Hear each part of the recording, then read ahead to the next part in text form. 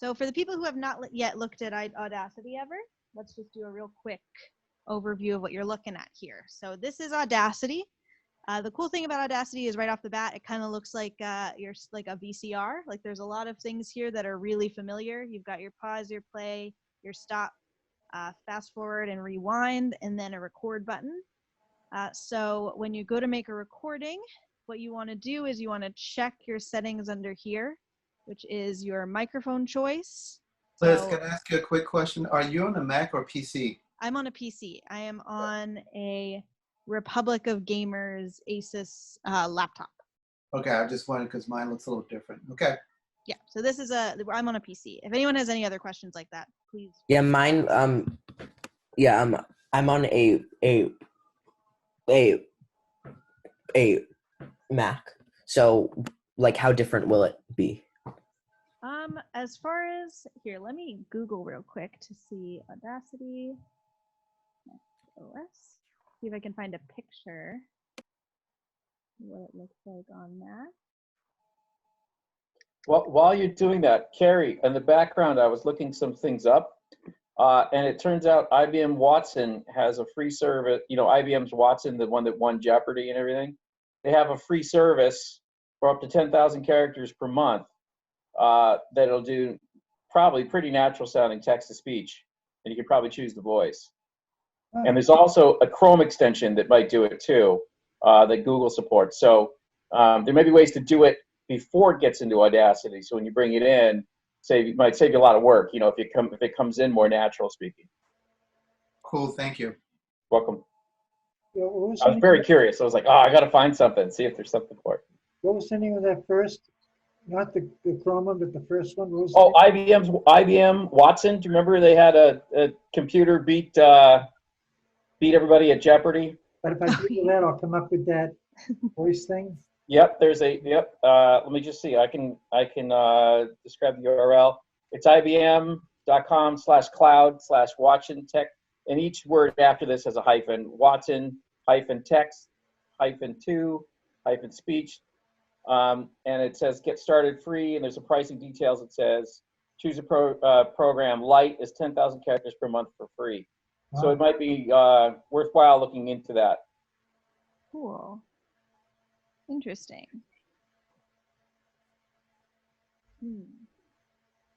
Text to speech, getting more natural. What a crazy world. Anyway, so what I'm sharing right now is I just Googled what Audacity looks like on Macs. It's all the same functions. It's just, you know, a little different as far as the actual pictures, essentially. So as far as I am aware, unless there's some big change, and I have used Audacity on a Mac before, and I haven't really. I think it's as far as I can tell, it's just aesthetic. But if there's any questions come up, my partner has a Mac, and I'm down to look at Audacity on a Mac if anyone has questions after this specific class. Yeah, and Liz, I think you have choices of how the toolbar looks. So it might only look different because the choices of the toolbar, you can construct the toolbar just the way you like. Mm-hmm. So this is the standard toolbar. I don't have any specific preferences set at this point. Yeah. But you can change your toolbar around if there are things that you find yourself using more frequently. Yeah, it's a very customizable program, which is... That might be why Apple and Mac and IBM look different, Windows look different. They might not be different at all. It just might be a different toolbar thing. Yeah, that might be true. All right, I'm gonna read a poem. So the way that I'm gonna do it is I have my microphone set up. So this is the microphone options that I have. So I'm gonna click microphone. I'm using an MD46, a Sennheiser. I always say Sennheiser, but it's Sennheiser. I don't want to belabor it because unfortunately we can't do checkouts, so there's no way to get this mic right now from us. But you know, I also have used my built-in microphone for Audacity. Yeah, so that's what I'm using today. I'm going to record in stereo, and but technically it's only going to be mono because it's just the one mic. So maybe we'll just do mono. And then this is the speakers. So if you ever accidentally knock this around, this is just where it's going to go when you listen to it back. And this setting is a little more confusing. It's these 3 different sort of programs, drivers essentially for recording on your computer, for recording through Audacity. And Audacity recommends Windows Wasapi, WASAPI, which has the lowest amount of latency, is the quality that they're testing for between these 3. Almost no one recommends Windows Direct Sound, which is kind of funny. And then MME is the older one. So in my recommendation, Windows Wasapi is the best. And they don't really sound all that different between each other. Yeah, so just to show that. So then before you start recording, you have to click to start monitoring in your little recording level monitoring box right here. So then if you start to peak, which I am obviously not doing, but if I were to like yell into my microphone and it would get red, I could come over here and change the recording volume at any point during the recording. Generally, it's good to not touch that too much, especially if you're doing like a recording with another person, you know, like if you're doing like a podcast recording where there's 2 hosts and one person talks a lot louder, it's easier to put it on the lower level. And then if you're recording with 2 people, just adjust the levels when you're editing later, in my experience, because you don't want it to just be going up and down because you won't be able to track when you started lowering the recording level. Liz, I have open mind so I can see what you're doing on my Mac. And what did you do to get that activity bar to light up? On mine it says click to start recording. Oh, I see it now. Yeah, so if you click it, it'll start showing you the. Got it. Yeah. Okay, so that's almost everything you want to check before you start recording. Just to address hertz rates. Hertz is the sample rate is kind of a confusing thing because really music, CDs, podcasts are all in 44,100. I actually don't know how anyone says that out loud. It's like one of those things that I've only ever read. But that is sort of the standard. Sometimes movie people work in 48,000 or 88 or up to 96,000, but but none of the ones lower than this, unless you're trying to do something very experimental and want to try it, which could be fun. But as far as hertz rate, keeping it on 44,100. And yeah, so is there anything else I want to say before I record something?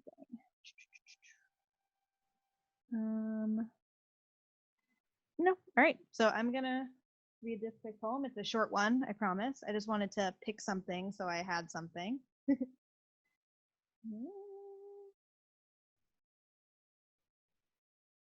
Does anyone have any questions so far?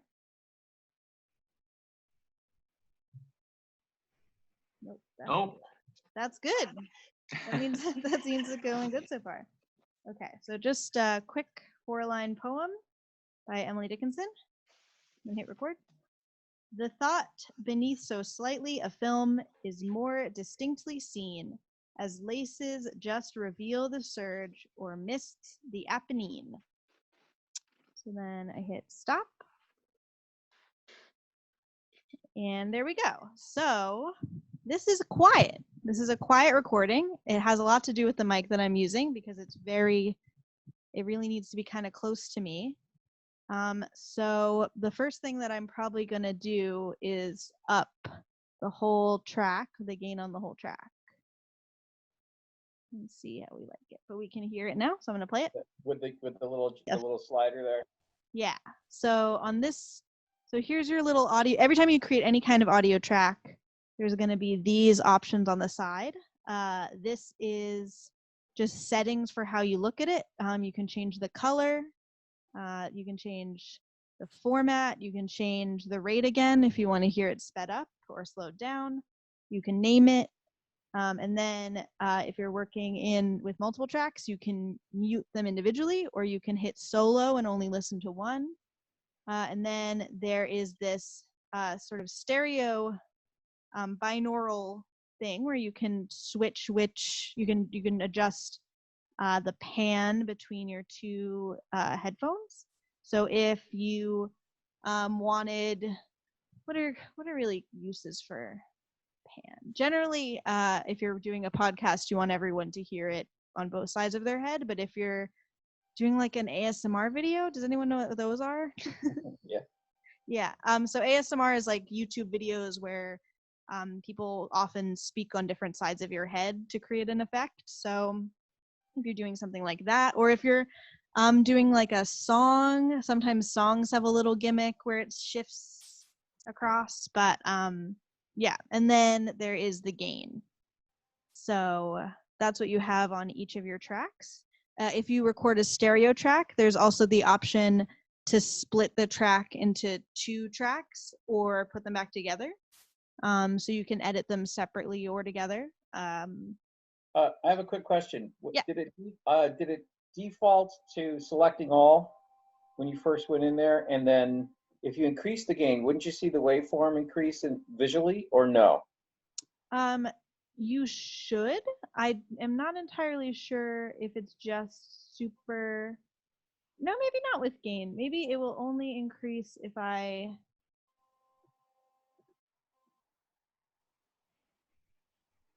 Huh. Like I'm trying it and it's not getting larger there. Yeah, And I'm not. I have expected it to. I don't know why. Yeah, I usually use the amplifier something because then you can see the wave and how close it's getting. Yeah. But yeah, that doesn't change the wave level. So Here I can use the envelope and it does come out in the mix. Yes. But you're guessing there because you can't really see and double check yourself. I have seen it move before. That's strange to me. But either way, maybe we play it with the gain up and we see. And can anyone explain the technical difference between gain and amplification, I guess, if there is one? I don't think there is one really. Oh, I mean, let me find a good definition. I mean, functionally, gain and amplification. See, these are like all the sort of concepts where in going to, film school, I've just kind of been like, no, amplification factor and gain are both the same and different according to Google. Gain is the act of gaining. It's wiki different. Because the gain is a gain greater than 1, that is amplification, is the defining property of an active or component or circuit. The amplification factor, also called gain. Yeah, so they're the same thing. Okay. Sorry for a quick. What's funny, they have a gain control and then there's separately amplify as an effect, but I guess that's because it's on the effect level. Is there a tooltip showing that that's, I guess just when you increase it, it just says gain. Yeah, weird. Okay. Yeah, so we can also do, just to show the amplify effect, I'm doing Control A, which is selecting the entire clip for me, and then I can go to Effect, Amplify, and it'll open this little window, and then I can do this, move it up and down, and there's an option to preview. But I notice there's a hard limit on that too. Is that just a calculation limit? You see how you get grayed out beyond a certain point in the slider? Yeah. And it won't let you clip. I think you have to select allow clipping, and then it will let you. I see. It's to stop you from clipping if you don't have that checked. Got it. Really don't want to allow clipping. Hit record. So there's me. Yeah, you don't really want to allow clipping, but there's no real rules, but there are suggestions. What does clipping do? Clipping is like when the audio is so loud that it messes up most speakers or most headphones, and you either like won't be able to hear it or it'll hurt people's ears. It's like peaking is sort of a similar Okay. thing. You Yeah, lose so your you don't quality. want clip. George? You lose your quality. Yeah. Hmm. One good way to amplify is, you know what normalizing is? Mhm. Yeah. What normalizing is? Yes. That's the safest way to amplify. Yes. But that I will Okay. do sort of more near the end of my process because we got some other tasks we got to do with this recording. So to look at our toolbar again, I wanted to alert everyone to this section of the toolbar. These 6 little numbers are sort of the most basic section by section editing that you're going to be able to do in Audacity, which is good for if you're doing a podcast, because this is where you're going to remove interruptions. This is where you're going to move an introduction from the end when you remember to record it to the front. So this is where you're going to have your guest who's a little louder than you and be able to just lower their audio. And this is where you're going to do the time shifting that I believe, George, you were talking about, which is when you can move something just along your track. Oh, Yeah, so first is the select. great. Hmm? Great. Great. So first is select. So I started and ended my recording by talking, not as part of the poem. So the first thing that I'm going to do is I'm going to remove that. Then hit record. The thought. Ooh, now we're loud. Ooh. Turn down my playback volume, and I'm going to maybe go all the way back down to 0, just because we didn't even really listen to that. Okay, so where I say the thought, I'm going to select, and then I'm just going to hit delete on my computer, and that's gone. The thought beneath so slightly a film is more distinctly seen, as laces just reveal the surge or mists the Apennine. So then I hit stop. Yeah, so then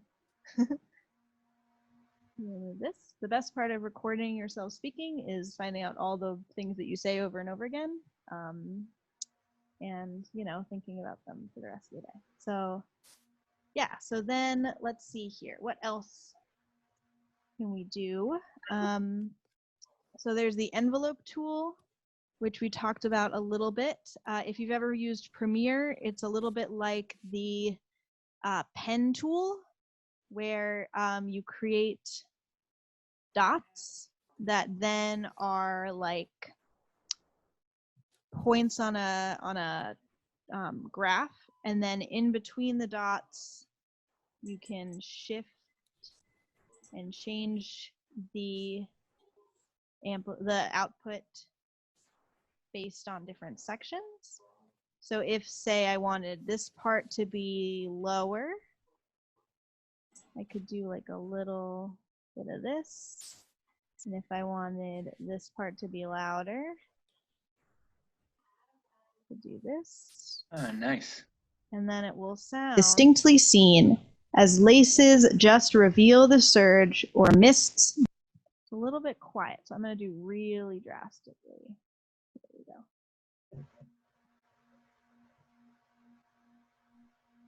Hello.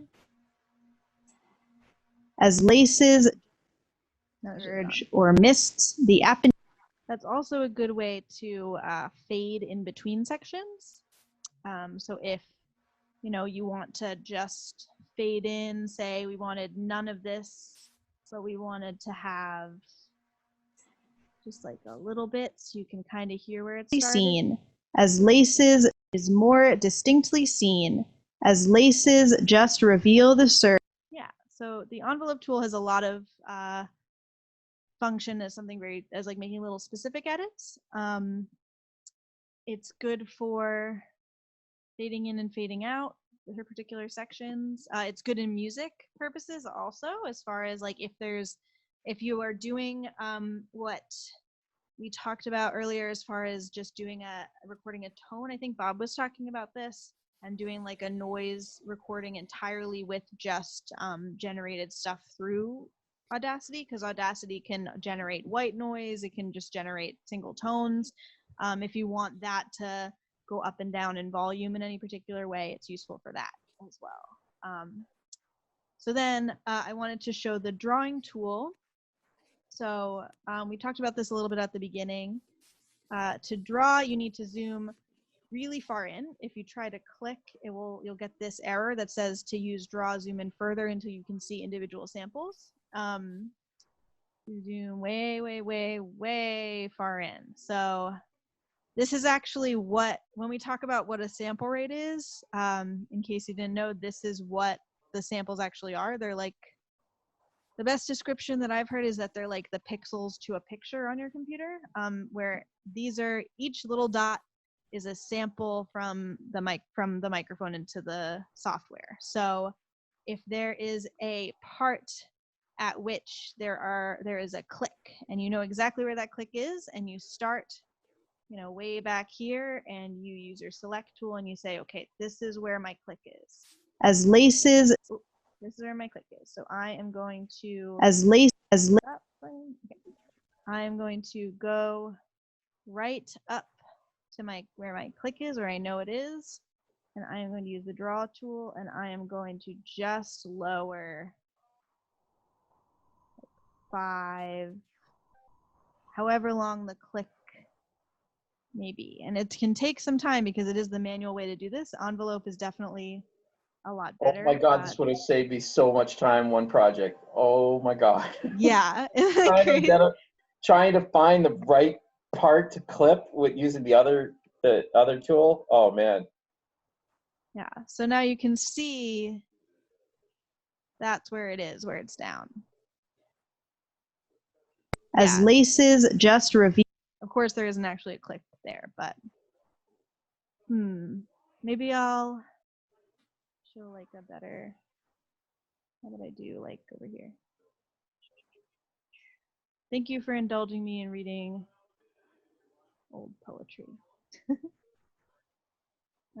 Draw. So then here's the waveform up close. You can just lower piece by piece, sample by sample. Doing it a little. This is like the most, it will be the more time consuming solution to a click, but if there's just like one really bad one, or if there's something that you really just want to be, the best it can be in your home on isolating and you have time to spare, why not, Give it a film is more. Okay. So here we go. All right.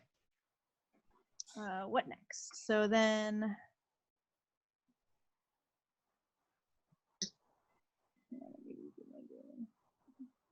all right. So then there's just a little zoom tool, simple enough. You click it, it zooms for you. There's the time shift tool, where if you want to select just a section and shift the whole thing, but if you want to like cut a section using the cut tool, select cut, gone. Sorry, I'm confusing myself. If you want to copy it, cut it, put your mouse here, paste it.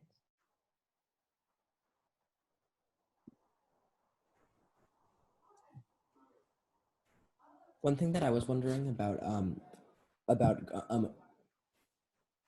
cutting tracks is how do you, like, when you select a portion of it and then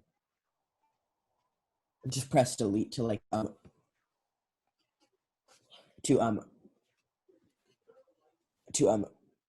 it out, is there a way to like do that more like precisely and quickly? Because I know sometimes like you can, on other software, you can kind of play the part where it cuts off and just kind of adjust in a very precise way. And I haven't found a way to do that with this, because as soon as you play, it like undoes the selected one. So is there a way to do that in kind of a precise way? Yeah, so there are these tools over here. There's the trim audio outside of selection and silence audio selection. So yeah, so if you click Oh. trim audio outside of selection. And then is there a way to expand that what you've selected with that on? Expand what you selected. Let me see here. You can, you know what? I don't think you can do that in Audacity. I don't think you can like alter your selection.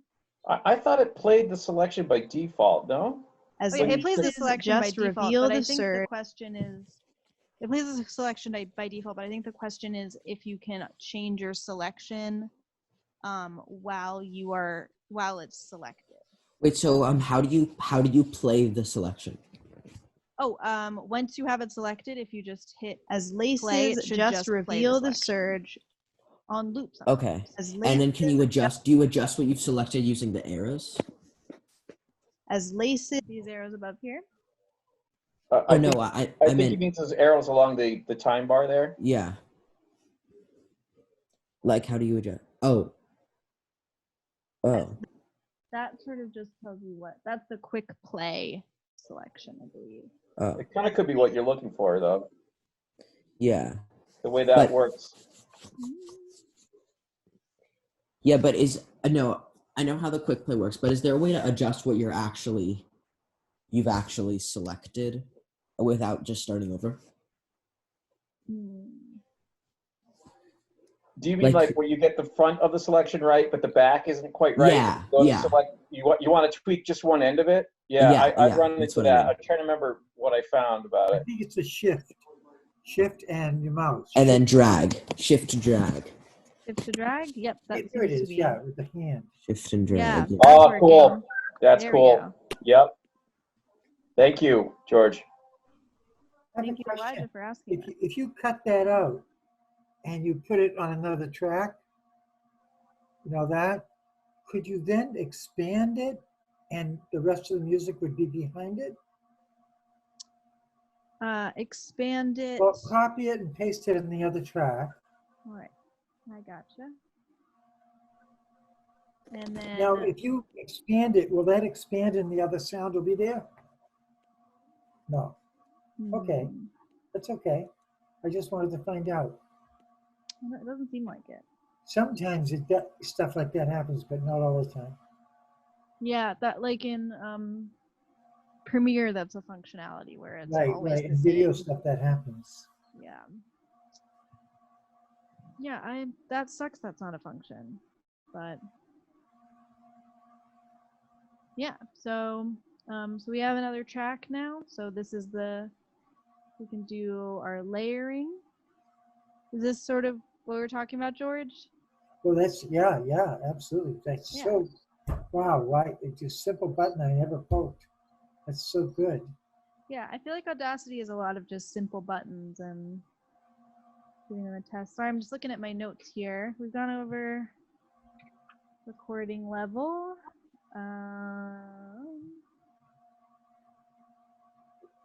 There is something that I want to bring attention to the people who are starting to do podcasts. There's this playback speed section that it always starts at 1 times, which is just as it is. But if you are editing a podcast that's say 2 hours long, it's sometimes useful to listen back to it at a much quicker speed, especially if you're just looking for one part you want to cut out or like a couple of different parts you want to cut out.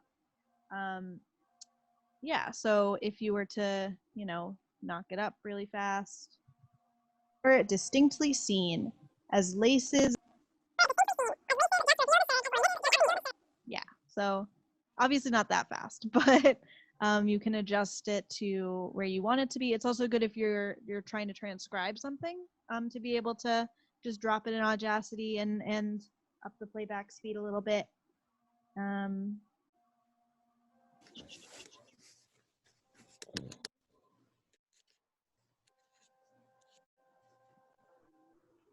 Yeah, so then basically it's pretty straightforward, the very basic stuff, which is the whole toolbar, which we just went over. This little star, which I didn't talk about. It's called the multi-tool. It basically means that the program looks at your mouse and where you're placing it on the track and tells and like decides based on where it is what you probably want to do. So like if you have it in these places, it thinks it's envelope tool. If you have it in between, it thinks it's selection. If you have it over here. I saw the see if I go in closer. It had the little finger from before. Yeah. So if you have that on, it will let you do that up close. Yeah. So that's our whole toolbar. And now we can take a look at the effects that we've been thinking about playing with. So on the actual effect section, there is a lot. And I don't want to, be too selective about which ones I like. So is there anything that anyone wants to hear how it affects our recording, or is there anything that I've mentioned before that people want to explain the ways that I use it, or just everyone's here except for maybe 2 people seem to have already looked at Audacity before. So if there's any specific questions about how to use it. Well, so before you say that, what is that? What it says add remove plugins? Are everything under there plugins?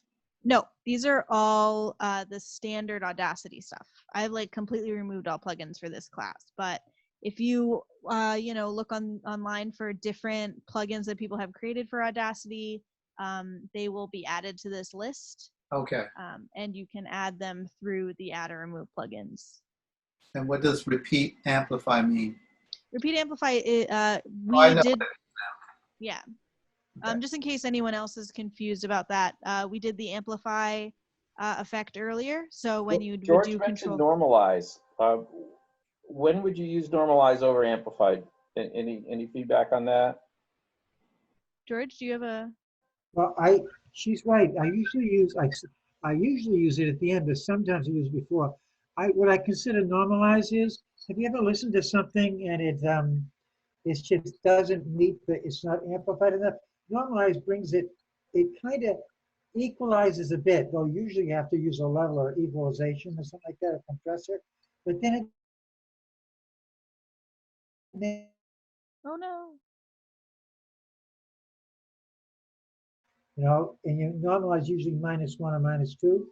So it makes music much better to listen to. And it makes everything much better to listen to if you include it. But you also might have to level things, like with the envelope or whatever, Yeah, it's good to start from the base of looking at your individual track and knowing which parts you want to be louder and which parts you want to be quieter, and then doing the normalize as like a last pass to make sure that there isn't some kind of big difference between your beginning and end, It's good practice to normalize. Normalize just so I get a waveform that I can see. You want me to normalize it? Well, watch what happens. You get a waveform that you can actually see.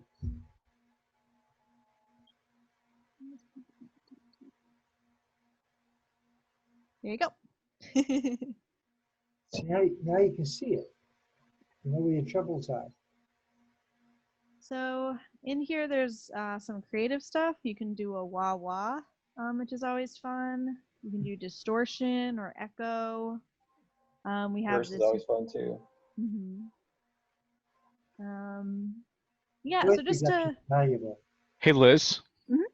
I'd love to see the high cut filter. I've never used that. I've only used a low cut. How have you used the high cut?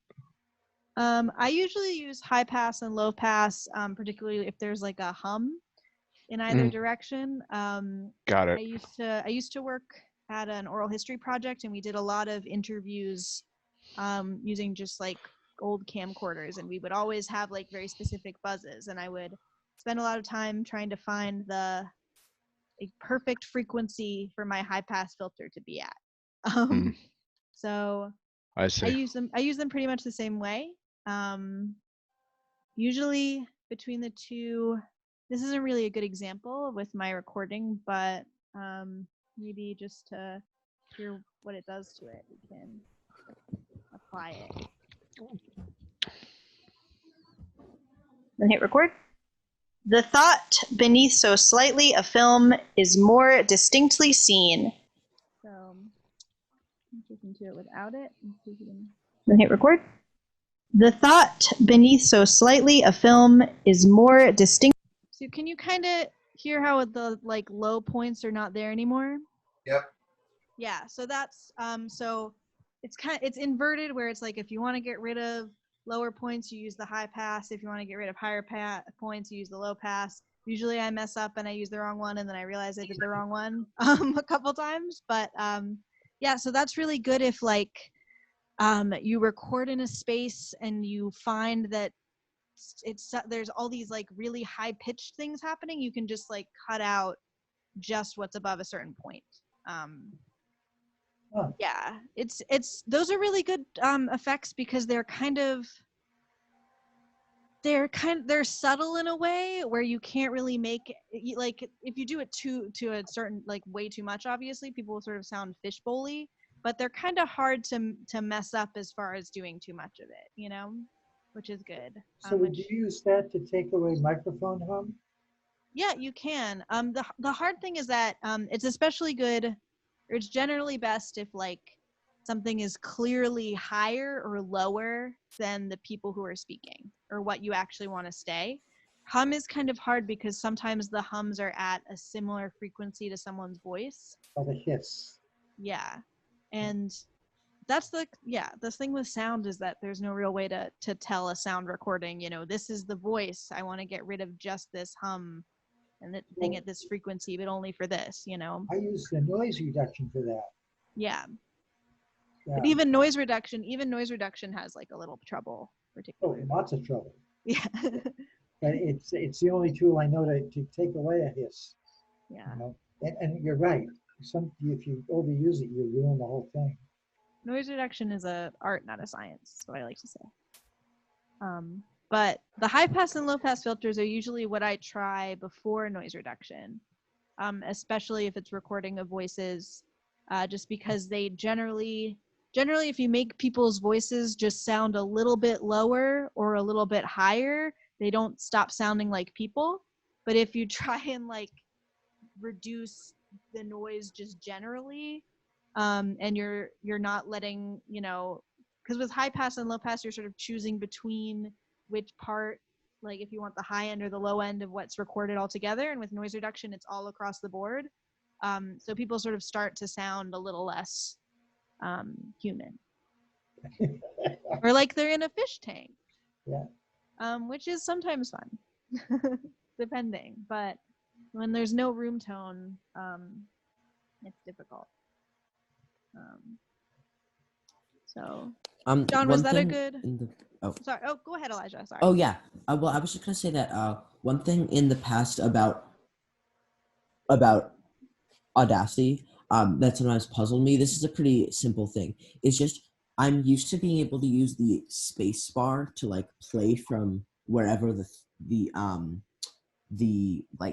playhead is. Mm-hmm. Or the cursor or whatever, but it seems like sometimes I press the space bar and it starts playing from a different place. So there are different ways to press, like how does that work?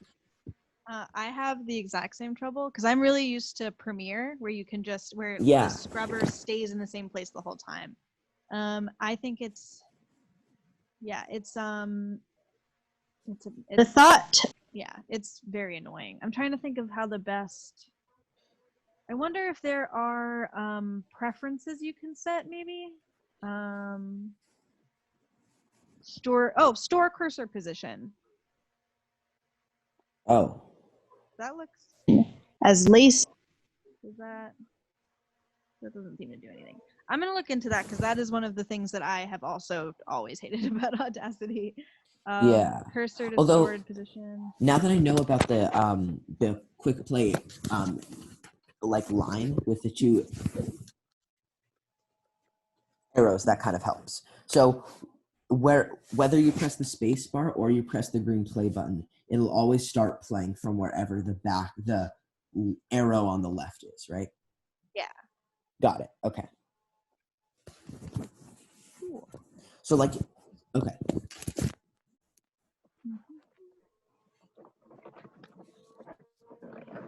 And then also you can just click somewhere for it to start playing, right? Yeah, which is also jarring if you worked in Premiere. But if you just click a film is more, it'll go. But then if I hit spacebar, it starts at the beginning. Yeah. Are there any other effects that people want to try? Compressor? Compressor? My time is almost up, so we can just fill it with whatever we want to do. So compressor. I've actually got to get going, Liz. Thank you so much. Thanks, Yeah, everyone, thank you, Bob. for all your insights. Take care. Have a good Nice one. to meet you. Nice to meet Thank you. Nice to meet you too. But So compressor, we can do, there's like a ton of different things to do. I've always kind of, it always takes me a second to compress it. The noise floor, we can go to -40. Let's just do what they tell us to do and see what it sounds like. Then hit record. The thought beneath is so loud.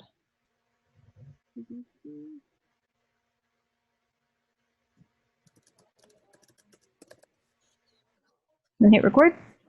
The thought beneath so slightly a film is more distinctly seen as laces just reveal the surge or mists the Apennine.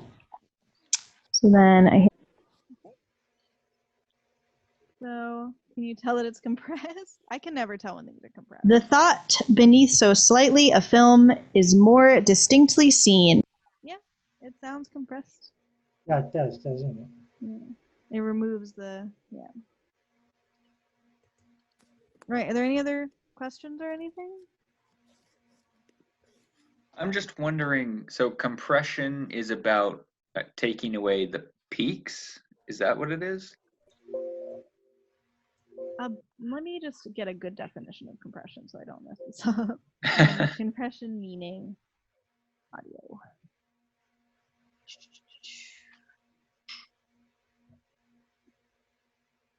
Dynamic range compression is an audio signal processing operation that reduces the volume of loud sounds or amplifies quiet sounds, thus reducing or compressing an audio's dynamic range. So it's kind of like normalization in that, like they're, siblings. Okay. Making everything within the same dynamic range, whereas normalization would be, making everything the same volume. Compression is, I don't know. I never messed the compression. Every time I use compressor, it makes it sound muffled. It takes tonality out of it. No matter how delicate I do it, So I always use other things, like the leveler is a little better than compression. Seems to be the same thing. But I always get, it always has that, it takes the humanity out of it. It takes the sweetness out of instruments. But I guess people get really good at using it, and it's valuable, but I could never get the hang of it.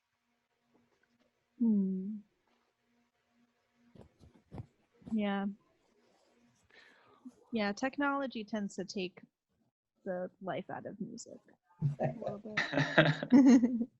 Hey Liz, do you have a quick comment on, we probably don't have time for like a full thing on this, but just a quick comment on like, if you end up recording audio in two separate tracks, like syncing them, I assume there's some tools in there. I've never really tried them. Syncing them as far as like, if you record audio, if you record. So let's just say, mics. Yeah. Let's say you're interviewing someone and for fidelity, like each one records into their own audio file, and then you want to like sync them up. There is a way to do it that doesn't cost any money. You just clap. No, really, that's what they do. No, it's true. Remember in movies, the old clickboard? Yeah, oh, right, yeah. True. That's what it's for, because then you see a wave, and you slide it right to it. Then you get the recognizable wave, and then you could probably just use what Liz was using at the beginning of the call. What's that called when you move the track. The shifter there. Yeah, The time Yeah. shift. yeah, because then you could, to your point, George, if both files had the same loud clapping on it, then the time shift you could probably sync pretty well. I've Just done it a lot. yeah. But Cool. I did it in other programs. Now that I know you can do it in Audacity, hooray! Yeah, I like that. That would actually work really well, I think. For $80, you can get a program that will sync just anything automatically. What is that called, George? It's actually a video program, and it's called it's Power Director. You can get it for between 50 or $90. Yeah. Okay, cool. Thank you.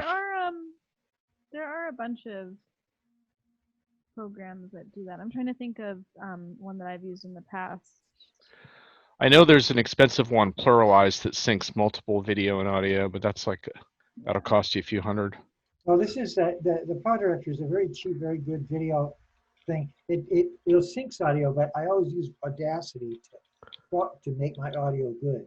Yeah. But it's an easy way to sync audio. Like if I'm Yeah. doing a band, like if I do a band and I've got like 5 cameras and 5 Yeah. mics, I use Power Director to sync all the music once I'm done making it sound good. Cool. Thanks. You guys are fountains of knowledge. That's awesome. Thanks. Yeah, I'm looking on to see if there's any real way for it to automatically sync audio. There doesn't appear to be. Yeah, I get the impression, just having looked at the help documentation before, that it's more manual. But to George's point, if you did something that helped the files visually line up, then I think there's probably a number of manual tools you can use.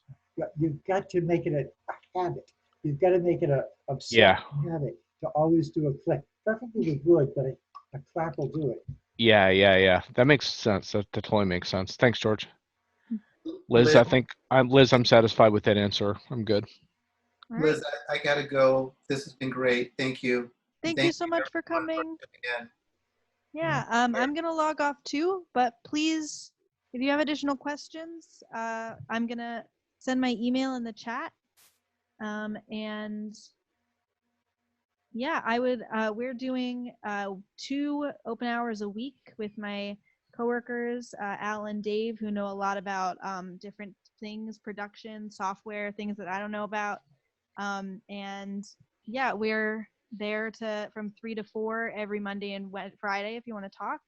And I'm still working, so if you want to do like a personal Zoom and I can look at something that you're working on, or if you want to look at what I'm working on, we're all bored at home, and I want people to make podcasts and do radio plays, and I'll support however Yes. you need. Awesome. Thank you all Thanks. so that was much. great. Yeah. Thank you so Thank much. Hey, everybody. Thank you very much. Yeah. Bye, Nice to meet everyone. Thank you. Hopefully Nice to see meet you you. again.